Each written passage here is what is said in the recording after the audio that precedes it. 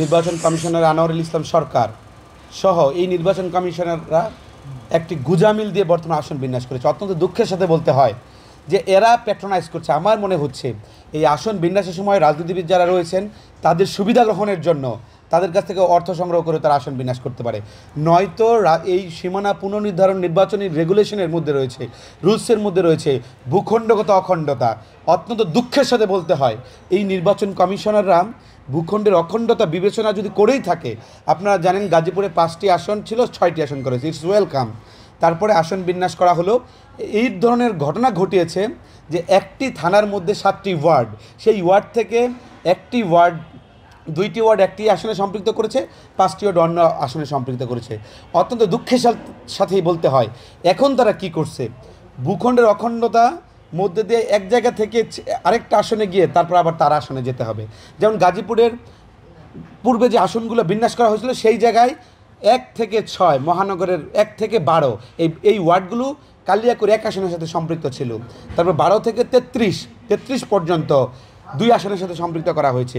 অত্যন্ত দুঃখের সাথে বলতে হয় এখন 1 থেকে 7 থেকে 12 করতে পারতো, সেটা না করে 1 থেকে 6 তাদের সাথে সম্পৃক্ত করে কাশিমপুর সদর আসনের সাথে সম্পৃক্ত করেছে। সেই জন্য এখন যদি সেই জায়গায় যেতে হয় তাহলে দেখা যায় কোনাবাড়ি পার হয়ে কাশিমপুরে যেতে হবে। পদ্মা সেতু, মেট্রো রেল এবং এলিভেটেড এক্সপ্রেসওয়ে নির্মাণের গর্বিত অংশীদার বসুন্ধরা সিমেন্ট। তাহলে এটা ভূখণ্ডের অখণ্ডতা কীভাবে রক্ষা হলো? আরেকজনের ভূখণ্ড পার হয়ে যেতে হচ্ছে এই আরেক ওয়ার্ডে বা সেই ওয়ার্ডের যে নির্বাচন কার্যক্রম সেই জায়গায়। সুতরাং এটা অত্যন্ত সুকৌশলে আনোয়ারুল ইসলাম সরকার কারো কাছ থেকে টাকা খেয়ে বিএনপির যে নেতৃবৃন্দ রয়েছে বা অন্য কেউ তাদের কাছ থেকে যে কোনো প্রকার সুবিধা নিয়ে সেই জায়গায় তারা এইভাবে আসন বিন্যাস করছে। ভূখণ্ডের অখণ্ডতা যে জায়গাটা সেটা তারা রক্ষা করেনি। সেই জন্য আমরা বলেছি প্রয়োজনে আমরা আবার রিট করব, তারা যদি অখণ্ডতা না ধরে রাখতে পারে তার বিরুদ্ধে আমরা সোচ্চার থাকবো। আমরা স্পষ্টভাবে বলতে চাই, আপনারা একটা হচ্ছে আপনার অ্যাডমিনিস্ট্রেটিভ কমপ্লেক্সিটি, যেটা হচ্ছে প্রশাসনের জটিলতা। এই নির্বাচন কমিশনার মানুষের প্রশাসনিক জটিলতা যাতে বৃদ্ধি না পায় সেই জন্য কাজ করবে। এরা প্রশাসনিক জটিলতারা কৌশলগতভাবে বানাইছে। কিভাবে বানাইছে? কারণ যারা আবার সুবিধা নিতে আসবে এই কাশিমপুর থানার 1 থেকে 6 ওয়ার্ড, তাদেরকে আবার ওই 7 থেকে 12 ওয়ার্ড পার হইয়া তারপর তাদের সদরে এসে সুবিধা নিতে হবে।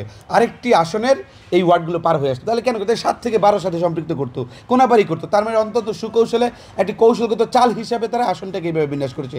স্পষ্টভাবে আমি নির্বাচন কমিশনকে বলতে চাই, আপনারা যেই গেজেট প্রকাশ করেছেন এটা অত্যন্ত দূরভিসন্ধির প্রকাশ বলে আমরা মনে করছি। সুতরাং অতি সত্বর আপনারা ব্যবস্থা না করলে আমরা আইনগত ব্যবস্থার পাশাপাশি আমরা এটার বিরুদ্ধে রিট করব এবং আমরা এই আপনাদের যে রেগুলেশন রয়েছে, রুলস রয়েছে, ভূখণ্ডগত অখণ্ডতা এবং এই আপনার অ্যাডমিনিস্ট্রেটিভ কমপ্লেক্সিটি, সেটা দূর করার জন্য যেইভাবে আইনগত ব্যবস্থার দ্বারস্থ হতে আমরা হব এবং আপনারা অচিরেই বলি আপনাদের শুভবোধে উদয়ের মাধ্যমে আপনারা এটা সমাধান করবেন, যার মাধ্যমে গাজীপুর আপামর জনগণের মানুষ যারা তারা মুক্তি পাবে, তাদের প্রশাসনিক জটিলতা কমবে, তারা প্রশাসনিক সুবিধা পাবেন।